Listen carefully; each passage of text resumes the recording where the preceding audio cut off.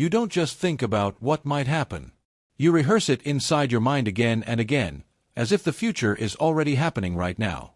You imagine conversations that do not exist yet, reactions no one has had, responses that have not been spoken. And while you do this, your body reacts as if everything is real. You feel tension, doubt, discomfort. Then you adjust what you are going to say. You change how you act before acting. And without noticing, you begin to live more in imagination than in what is actually happening in front of you right now. Before speaking, you have already lived the conversation in your head. You have thought about every word, every possible reaction, every small detail that could go wrong. And even though nothing has happened yet, you feel as if you have already made a mistake. That feeling makes you pull back, change your tone, soften your ideas. Not because something went wrong, but because it might. And slowly, you begin to trust these imagined versions more than your real experience, as if your mind has more authority than reality itself in shaping how you respond to situations. Out of all the possible outcomes, your mind focuses on the negative ones. Not because they are more likely, but because they feel more important. It imagines the worst first, as if that prepares you better. But what it really does is shift your perception. You start seeing risks where there are none, signals where nothing exists. Even silence begins to feel like rejection. And over time, those predictions start shaping your reality. You are no longer reacting to what happens, but to what you fear might happen, creating distance between you and the present moment you are actually living. What starts as protection slowly becomes conditioning. Every time you imagine a negative outcome, your body reacts. You feel tension, discomfort, hesitation. And your brain interprets that reaction as evidence, as if the scenario is more likely than it actually is. Then it creates more and more, until the cycle repeats without you noticing. You are no longer just thinking, you are training your mind to expect the worst. And that expectation begins to influence how you act, even before anything real happens. The pattern becomes automatic, shaping your behavior without your awareness over time. Over time, you begin adjusting who you are before expressing yourself. You filter your words, change your reactions, reshape your behavior.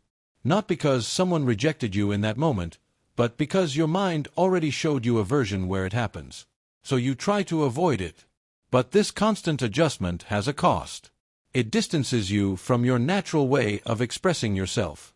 And slowly, you lose clarity about what you actually want to say or feel. Because before anything reaches the surface, it has already been modified by a prediction that may not even be real at all.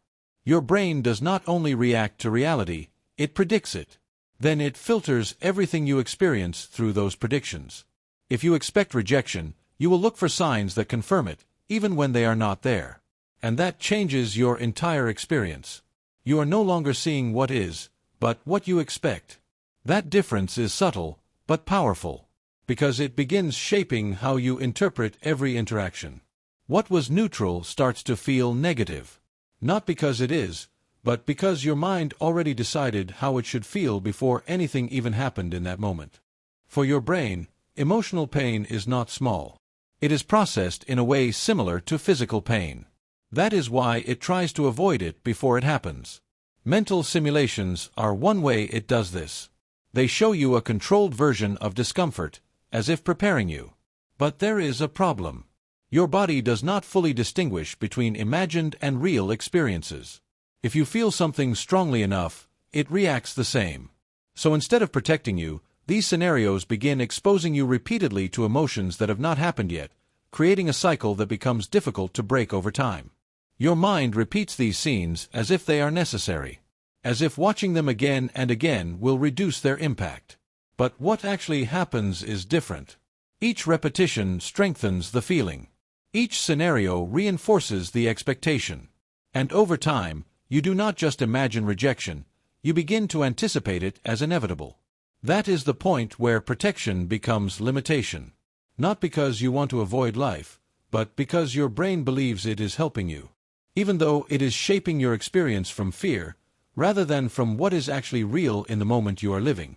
What you feel does not always come from the outside. Many times, it begins inside you before anything even happens. Your mind creates a sense of alertness even when everything is calm.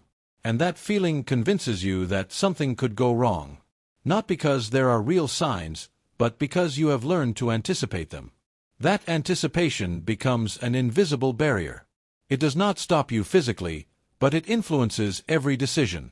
It makes you act with extra caution, as if danger is present, even when it only exists inside your own internal perception. Your mind does not only predict, it also guides. Like an internal compass, it directs your decisions based on what it considers most important. But when it has learned to prioritize risk, it starts pointing toward the negative every time. Not because it is correct, but because it feels urgent. So you follow that direction without questioning it. You adjust your actions, avoid certain situations, change how you interact. And over time, your path stops being shaped by what you want to experience and starts being built around what you are constantly trying to avoid instead of moving forward. Holding these simulations requires energy. Even if you are not aware of it, your mind is constantly working to create, analyze, and repeat these scenarios. And that effort builds up. You feel tired without a clear reason, mentally drained without doing much physically. Because it is not just thinking, it is carrying an invisible weight. Every negative possibility you imagine adds to that load. And the longer you stay in that cycle, the harder it becomes to step out of it. Not because you cannot, but because your mind has become used to functioning this way over time. Between reality and control, your mind chooses control. Not because it is better, but because it feels predictable. Reality is open, uncertain, impossible to fully manage. Control, on the other hand, creates an illusion of safety. You can anticipate, adjust, avoid. But that choice has a quiet effect. The more you choose internal control, the less you engage with external reality. And without noticing, you begin to live more inside what you can manage in your mind than in what is actually happening outside of it, slowly limiting your real experiences over time. What begins as a small thought can become something complex. A simple idea expands, connects with others, and becomes tangled. Soon, it is no longer clear. It becomes difficult to separate what is real from what is imagined. This process is not random. Your mind is trying to find answers, reduce uncertainty, and protect you.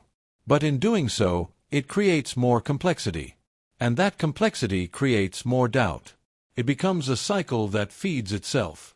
The more you try to solve it by thinking, the deeper you move into the same process that keeps you stuck. Your perception does not always reflect what is happening, but what your mind expects to find. You can be in a calm situation and still feel tension. Not because there is a real threat, but because your brain has learned to anticipate one.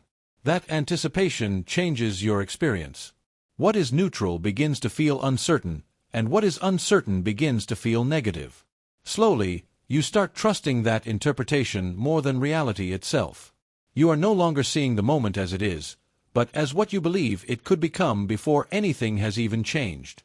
There is a part of you that wants to express itself honestly. But there is also another part that hesitates. Not because it is wrong, but because it has learned to protect you. That protection appears in small adjustments. You filter what you say, soften what you feel, carefully choose how you present yourself. It is not a conscious decision, it is automatic. And over time, that adjusted version becomes familiar. Until expressing what you truly think or feel begins to feel unfamiliar, even uncomfortable, as if it is no longer completely safe to do so. Not all thoughts carry the same weight. But your mind tends to highlight the ones that feel most important, especially the negative ones. It is like receiving many notifications but only focusing on the alarming ones. Even when other possibilities exist, more neutral or positive, they fade into the background. This bias is not intentional. It is a way of prioritizing potential risk. But in doing so, it distorts your perception. It makes negative outcomes seem more frequent or more likely than they really are, shaping how you interpret every situation you experience over time. Many of these reactions do not come from the present, but from the past. Previous experiences leave an imprint, not always visible, but still active. And your mind uses that information to predict what might happen next. It does not fully separate what was from what is. It only recognizes patterns. If something similar happened before, it assumes it could happen again. So it reacts early. Not because it is wrong, but because it is trying to protect you. But this protection based on the past can limit how you experience the present, keeping you connected to something that no longer exists. This process repeats without you noticing. One thought leads to another. One prediction creates the next. And soon, you are inside a loop. It is not something you choose consciously, it happens automatically. Your mind tries to solve something it sees as important, but it cannot find a final answer. So it keeps going, and in that effort, it stays active, generating more scenarios, more possibilities. But instead of bringing you closer to clarity, it keeps you inside the same pattern. A cycle that feels productive, but actually reinforces the need to keep thinking again. Change does not begin by removing your thoughts, but by seeing them differently. Instead of reacting automatically, you can start noticing what is happening. Recognizing that your mind is creating a prediction, not a fact. That small moment of awareness shifts everything. You are no longer fully inside the thought, you are observing it. And even though it feels small, it matters. Because it reduces the automatic control these thoughts have over you. You do not need to stop them completely. You only need to stop treating them like instructions that must always be followed without question. You do not need to hold on to every thought that appears. Some can pass without being kept. Like clouds moving across the sky, they do not require you to stop them or follow them. This way of relating to your mind changes your experience. Instead of engaging with every scenario, you allow it to exist and then move on. That reduces its intensity. Not because the thought disappears, but because it loses importance. And over time, your mind learns that not everything it creates needs to be analyzed or solved immediately in order for you to stay safe. Allowing small moments of uncertainty is part of the process. You do not need to face everything at once. You can begin with simple situations. Saying something without fully planning it. Acting without checking every detail. These actions create new experiences. And those experiences teach your brain something important. That uncertainty does not always lead to danger. That you can handle what happens. This learning does not come from thinking, but from doing. And slowly, that exposure reduces the need to anticipate everything, changing how you respond to situations that once felt uncomfortable before. Feeling something does not mean it is true. Emotions can be intense, but they do not always reflect reality. Your mind can create anxiety around an imagined scenario, and your body responds as if it is real. But that does not confirm it will happen. Separating what you feel from what is actually happening is important. You can acknowledge the emotion without assuming it predicts the future. That distinction creates clarity. It allows you to respond more flexibly instead of reacting automatically. And that flexibility reduces the influence your thoughts have over your decisions in daily situations. You do not need to avoid discomfort in order to be okay. Part of the change is developing the ability to stay with what you feel without trying to remove it immediately. Discomfort is not dangerous, even if it feels intense. It is something you can move through. When your mind learns that you can tolerate these feelings, it reduces the need to prevent them ahead of time. That shift does not remove emotions, but it changes your relationship with them. And as that happens, the urgency to create protective scenarios begins to slowly decrease over time. Returning to the present moment is a way to interrupt the cycle. When your mind starts creating scenarios, you can gently shift your attention to what is happening now. What you can see, hear, and physically feel. This does not remove the thoughts, but it changes your focus. Instead of staying inside the simulation, you come back to real experience. And that shift reduces the intensity of the mental process. It is not an instant solution, but with practice, it becomes a stable way to reconnect with what is actually happening instead of what you imagine. When you stop feeding these scenarios, they begin to lose strength. They do not disappear immediately, but they become less dominant. Your mind continues generating thoughts, but they no longer control your actions in the same way. This change happens gradually. It is not about removing thoughts, but about changing their role. Instead of seeing them as warnings, you begin to see them as possibilities. And through that shift, your attention becomes freer. It is no longer fully absorbed in what might happen, but available for what is actually happening right now around you. The protection that once felt necessary can slowly become less important. Not because you have changed completely, but because your mind learns new ways to respond. It no longer needs to predict every possible outcome or control every detail. It begins to trust something different: your ability to handle whatever happens. That shift reduces the need to constantly defend yourself. And over time, those protective patterns become less rigid. They do not disappear entirely, but they stop defining how you interact with the world and how you experience your daily life. Your patterns are not your identity. They are responses you learned at a specific time. And even if they were useful before, they do not have to define your present. You can begin acting differently, even if your internal feeling has not changed yet. That is how unlearning works. It does not happen instantly, but through small repeated actions. Each time you choose not to follow the automatic prediction, you create a new reference. And over time, those new experiences begin to carry more weight than the old ones that once shaped how you reacted. As these patterns lose influence, something shifts in your experience. Your mental space becomes clearer. Not because thoughts disappear, but because they no longer take up everything. There is more presence, more attention to what is actually happening. And that changes how you move through situations. You are no longer reacting automatically. You are choosing. That choice is not always perfect, but it is real. And in that reality, you begin to experience moments directly, without layers of interpretation shaping everything before it even happens in your awareness. You do not need to control everything to be okay. That is the idea that begins to shift. Safety does not come from predicting every outcome, but from trusting your ability to respond. And that trust is built through real experience, not simulation. Each moment you face without avoiding strengthens that foundation. It does not remove uncertainty, but it makes it manageable.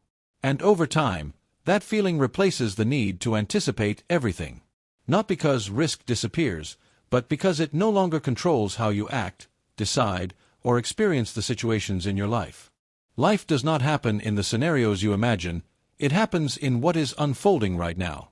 And even if your mind continues creating possibilities, you do not have to live inside them. You can notice them without letting them define your experience. That is the difference. It is not about removing fear, but about not letting it guide every step. Because in the end, what matters is not what might happen, but what you choose to do with what is happening. And in that choice, you find a more direct and real way of living.